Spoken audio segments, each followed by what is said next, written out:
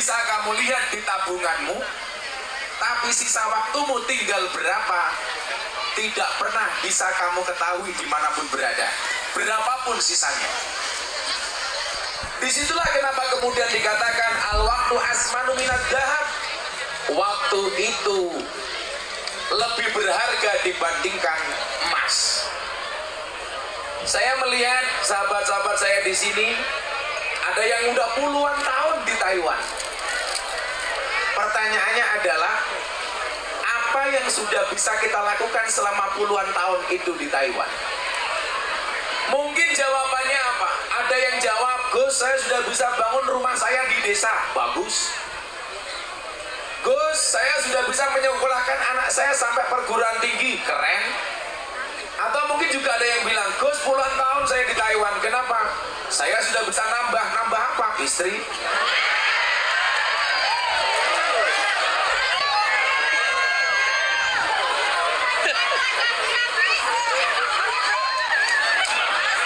Yang jawab yes, itu pasti janda.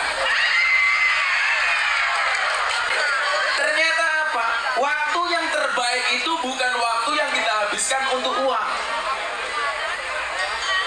Bukan waktu yang kita habiskan untuk bekerja. Tetapi waktu yang terbaik itu adalah ketika ada nilai manfaat untuk Allah. Ketika waktu kita yang berjalan ini, mohon maaf, kita maksimalkan untuk mendekatkan diri kita kepada Allah. Makanya Allah uji dengan satu peringatan namanya COVID. Bagaimana kita bersikap dengan COVID itu? Tahu-tahu sudah 2,5 tahun. Dan alhamdulillah hari ini kita kembali bertemu.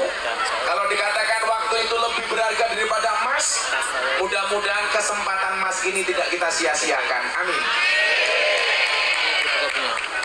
Makanya waktu adalah emas. Coba, bagaimana umpamanya dakwah yang paling sederhana? Sehingga apa? Risalah yang Allah turunkan melalui Nabi Muhammad itu bisa disiarkan kemanapun kita berada. Saudara-saudara sekalian, nyuwun sewu, Islam itu kan sebenarnya intinya cuma ada dua. Yang pertama rahmat, yang kedua akhlak. Wa ma arsalnaka illa rahmatan lil alamin, rahmat. Yang kedua akhlak, innama bu'istu liutammima makarimal akhlak. Kalau Anda lihat postingan saya di media sosial, akhir Desember saya ke Eropa. 5 hari saya di Tanah Suci, 5 hari saya di Belanda, sehari saya di Belgia, 5 hari di Prancis, kemudian 5 hari di Doha, Qatar, melihat final Piala Dunia. Alhamdulillah jagoan saya kalah. Indonesia. Tapi saya mencatat walaupun Prancis kalah dari Argentina, Argentina bisa mengalahkan Prancis. Alhamdulillah Indonesia tidak pernah kalah dari Argentina. Kenapa? Tidak pernah bertanding. Makanya kita pertahankan jangan sampai Indonesia ketemu dengan Argentina, daripada kita malu berjamaah. Saya melihat apa? Ada kecenderungan di Belanda, negara yang sangat maju, banyak orang menjual gereja. Iya. Ketika saya tanya, kenapa Anda menjual gereja? Karena mejanya kecil, degannya datang. Kamu naruhnya bingung.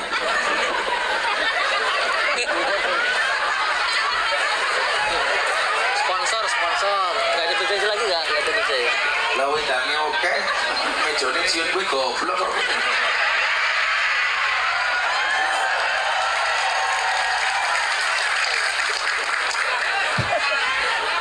Lagian minuman sebanyak ini gue ngombe apa ngombe cangkem sapi?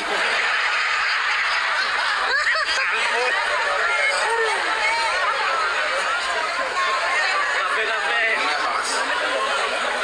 Iya. Ini nggak usah dibuang saja. Atau dibalik saya nyuruh kamu ngaji di sini. Saya ngomongi kopi sama goblok baju putih ya cok.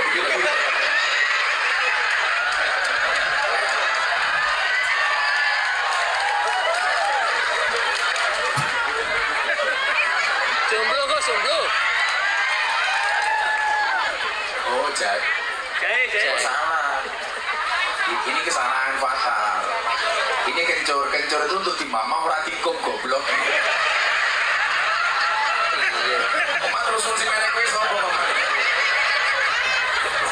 pikir jahe ternyata kencur. Kalau ini kopi. Kenapa saya suka kopi, Mbak? Tolong Anda segera ngopi, karena hidup itu butuh inspirasi bukan halusinasi. Artinya karena yang memakai itu adalah ribuan orang sehingga Cie matamu.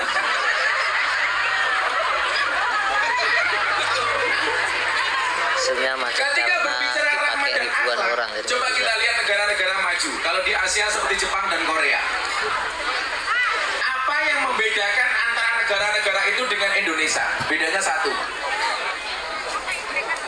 Kalau negara seperti Belanda, Swiss, ini negara yang saya bilang apa? Saya melihat Islam, tapi saya tidak melihat orang Islam. Sementara di Indonesia, saya melihat orang Islam, tapi kurang melihat Islam. Kenapa demikian, Gus? Coba kita lihat. Negara-negara di Eropa yang maju atau di Asia seperti Jepang, mereka negara berakhlak, tapi nggak ada rahmat. Sementara di Indonesia ada rahmat, tapi kurang akhlak. Contoh, Jepang bertanding di Doha, tim nasionalnya kalah. Anda tahu yang terjadi apa? Sampah-sampah di dalam stadion semuanya dipungut oleh supporter, padahal kalah. Kenapa? Mereka punya akhlak, tapi gak ada rahmat. Makanya gak ada Islam. Sementara di Indonesia, ada orang Islam, tapi jarang kita melihat nilai-nilai Islam. Kenapa? Karena di Indonesia ada rahmat, tapi gak ada akhlak. Coba selesai pengajian di tempat kita. Di Indonesia, mohon maaf, sampah bertebaran di mana-mana. Betul? Alasannya apa? Tanggung jawab panitia. Mriki mboten Gus. Mriki mboten Gus. Lah ngono kuwi lah otakmu bosok. Wis pengajian ora urun gitu. Ninggal sampah. Ini menjadi problem. Makanya kenapa kemudian saya bilang, ketika satu saat Mas Jadi galau atas semua keadaan yang dia lihat. Waktu itu dia andilo antara dilema dan galau. Karena dia banyak dibully, bahkan kontrak dia endorse dibatalkan gara-gara dia masuk Islam. Dengan melihat postingan-postingan orang Islam yang justru banyak caci maki. Saya bilang, ini fakta yang menunjukkan bahwa Indonesia ini full rahmat tapi kurang akhlak. Bagaimana saya bisa membantu dakwah Gus Miftah, dia bilang. Akhirnya dia saya panggil, botak kamu sini. Karena Mas Jadi ini orang yang mampu menumbuhkan motivasi untuk orang lain, tetapi tidak mampu menumbuhkan rambutnya sendiri. Saya bilang, Mas Jadi, kamu dengerin. Orang non-Islam itu tidak membaca Qur'anmu, tidak membaca hadismu, tetapi membaca akhlak dan perbuatanmu. Artinya apa? Kalau kamu pengen mensiarkan Islam dengan rahmat dan akhlaknya gampang. Perbaikilah akhlakmu, perbaikilah kelakuanmu, perbaikilah perbuatanmu. Maka orang akan berbondong-bondong masuk Islam. Coba kalau kita tampilkan Islam di Taiwan, Islam yang ramah. Selesai pengajian, tempatnya bersih, ada program-program positif. Orang melihat Indonesia yang dilihat Islamnya, maka mereka tertarik masuk Islam. Coba Anda bayangkan, kalau yang dilihat dari kita apa? Perkelahian, tawuran, mabuk-mabukan. Orang akan mengatakan, kok Islam seperti itu? Makanya semua yang hadir ini harus menjadi agen dakwah. Apalagi sekarang era medsos. Ingat, satu peluru polisi hanya bisa nembak satu kepala. Tapi satu postingan di medsos itu bisa nembak jutaan kepala. Saya tadi pagi dapat kiriman apa? Ada banser turun dari kereta, ada yang nyuting, oh Gus Miftah datang. Padahal bukan saya. Aku mbak, apa matanya kata.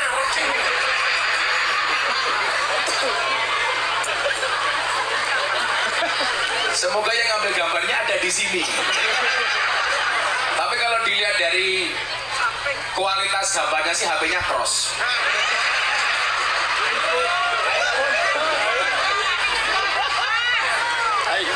Coba Anda bayangkan, video itu saya ambil, kemudian saya posting di Instagram saya, Baru beberapa jam sudah ditonton 200.000 kali. Bayangkan kalau semua di antara kita ini agen dakwah. Caranya bagaimana? Postinglah yang penting, jangan yang penting posting. Cari pendapat-pendapat yang bagus. Coba kemarin mas, ada survei di TikTok. Tagar paling banyak tokoh nasionalis yang ada di TikTok itu siapa? 10 nama besar. Itu hampir semuanya pejabat, pengurus partai, pejabat politik. Satu-satunya dari survei 10 besar itu yang menduduki nomor 2. Tagar paling banyak kiai cuma 1, Gus Miftah. Artinya apa? Coba kalau sahabat-sahabat saya BMI memaksimalkan medsosnya untuk dakwah. Postingan-postingan yang bagus di repost, di share ulang. Jadi apa? Kata sadar mateng loh.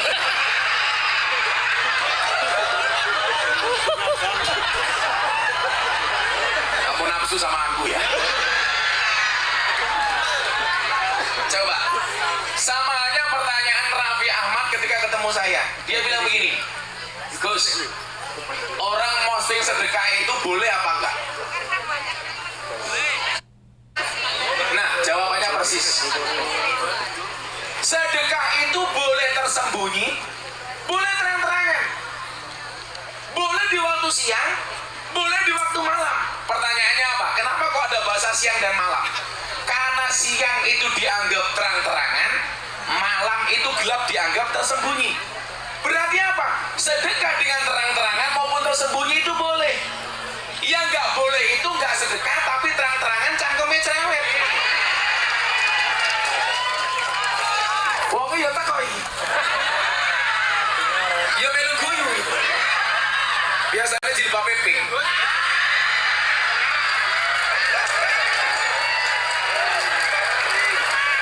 Yang jilbabnya hijau kayak gini insya Allah lebih parah. Oh muslimat. Di sini banyak muslimat mas ya. Coba tak kasih jenengan jawab muslimat sama fatayat saja. Bapak NU, Ibu Muslimat, Kakang Ansor, Adeva, Adeva Taya, tahlilane saben malam Jumat, mulih tahlilan padha nggawa. Salah, goblok. Berkat doa.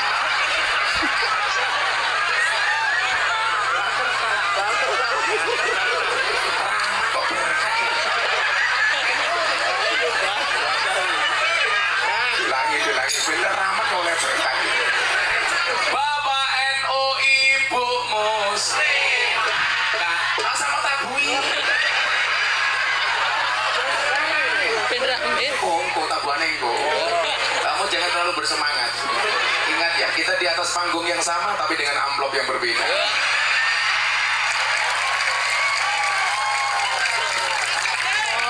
Kan saya sering bilang, strategi bisa di copy, rezeki gak bisa dipaste. Bapak NU, Ibu Muslimat, Kakang Ansor, Adeva, Adeva Tayat, tahlilane saben malam Jumat, mulih tahlilan padha nggawa.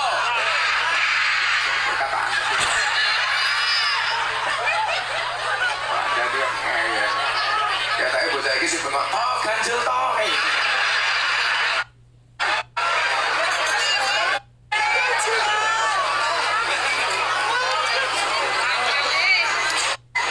Jadi begini, kalau tadi Anda ngomong ria.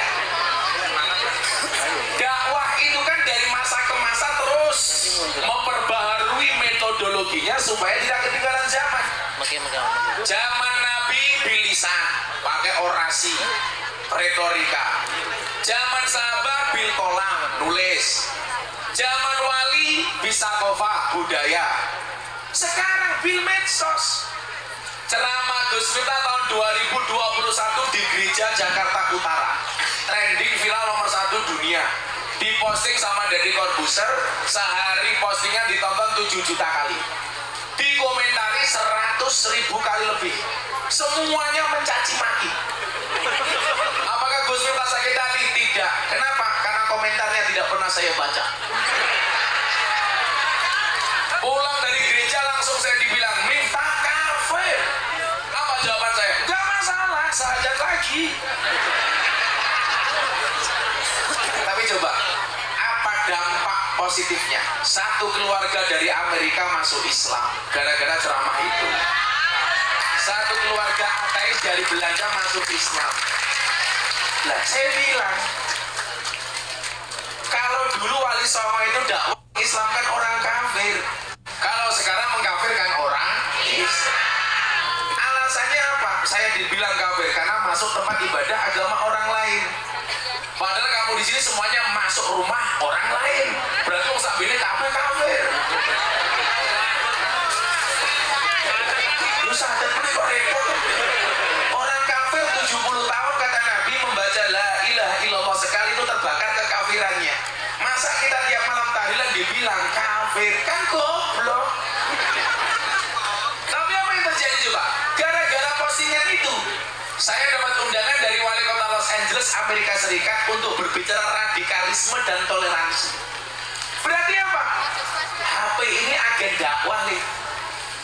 Lah kamu punya HP yang kamu lihat, ya Allah kebaya merah.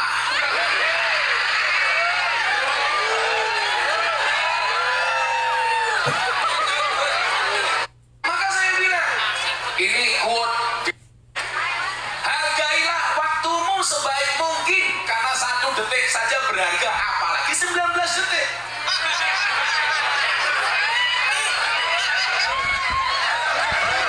Saya ngomong bisa lah sopo.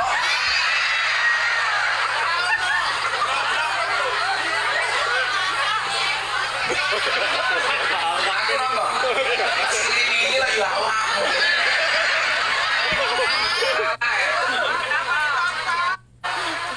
Bukan sesuatu yang ditampakkan itu pasti riya, yang tidak kelihatan pasti ikhlas. Enggak, pemahamannya enggak begitu.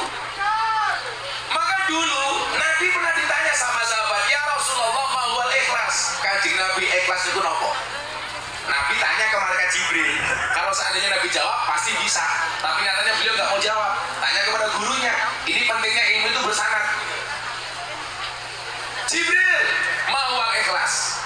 Ternyata Jibril juga nggak jawab. Tanya kepada Tuhan, ya Rob ma'wal ikhlas. Pelajaran pertama apa? Ilmu itu bersanad. Kalau soal sanad ilmu, sanad, mohon maaf, nasabnya orang itu saja penting, apalagi sanadnya ilmu. Makanya kalian mohon maaf, soal sanad, soal nasab, kamu nggak bisa milih dilahirkan dari siapa, tapi kamu bisa melahirkan generasi seperti apa. Mesti di status WA ya. Dasar miskin status. Saya ulangi, kamu nggak bisa milih dilahirkan oleh siapa, tapi bisa melahirkan generasi seperti apa. Kalau lihat Nabi Nuh, mohon maaf, Nabi Nuh itu nikah 2 kali mas. Suaminya Nabi, tapi dari 2 istri ini melahirkan generasi yang berbeda. Istri pertama namanya Sofura, anaknya 6, yang cowok 3, yang cewek 3. Anaknya, turunannya mayoritas jadi Nabi. Nikah lagi yang kedua dengan cewek cantik, namanya Wil'a binti Ajwil. Orangnya SDSB, semok depan, semok belakang. Kalau dilihat wajahnya, wow. Lihat bapak BMI, weh. Tapi ini Wil'a, ini solehah. Anaknya bagus-bagus. Artinya apa? Mbak BMI di sini mohon maaf. Ternyata anak solehah itu harus berangkat dari percetakan ibu yang baik. Dan kamu di sini, kalau diniati tirakat untuk anakmu di Indonesia, tirakat dok, anakmu udah diapi, amin. Coba kalau kamu kemudian di sini terlena, jadi BMI kerja di Taiwan niatnya apa? Di sini seperti apa? Buaya di Candiso, Cak Ponorogo, Cak Tulungagung, pakaiannya melu mbak-mbak Taiwan. Lah Cak Taiwan yang guyukan si api mas mulus-mulus. Lawak muyul.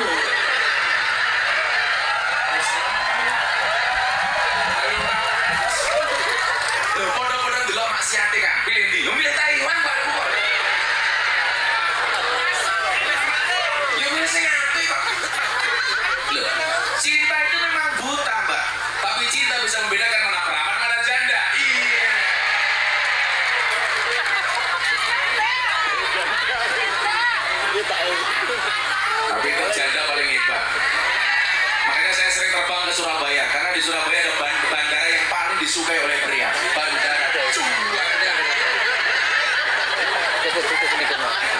Sehingga apa? Ketika Nabi ditanya soal ikhlas itu tanya sama Jibril, tanya sama Allah. Ya. Ilmu bersanad, kita bernasab.